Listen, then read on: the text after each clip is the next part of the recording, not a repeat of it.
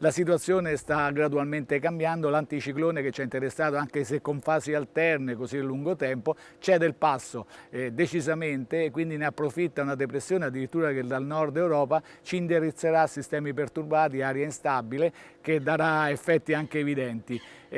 Quindi prevediamo proprio per domani inizialmente un po' su tutto il Trevigiano una nuvolosità irregolare, ma poi nel corso della giornata, a metà giornata e a seguire, il sistema perturbato ci interesserà direttamente, questa aria più fresca si scontrerà, andrà a confluire con l'aria calda, umida che permane sulle nostre zone e quindi saranno effetti di precipitazioni abbastanza diffuse ma anche a carattere temporalesco.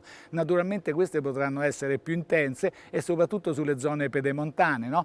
Quindi ecco pure le grandinate, le possibili grandinate, quindi un graduale miglioramento già da lunedì e poi ci aspetta una settimana tutto sommato di tempo stabile, di bel tempo, quindi finisce un certo tipo di estate, anche fastidiosa, e ne inizia un'altra estate forse più piacevole. Le temperature ancora alte per domani, 28, 29, anche 30 gradi, però da domenica e poi nei giorni successivi le massime non dovrebbero andare oltre i 24-25 gradi. Le minime sono stabili intorno dai 18 ai 20-21 gradi.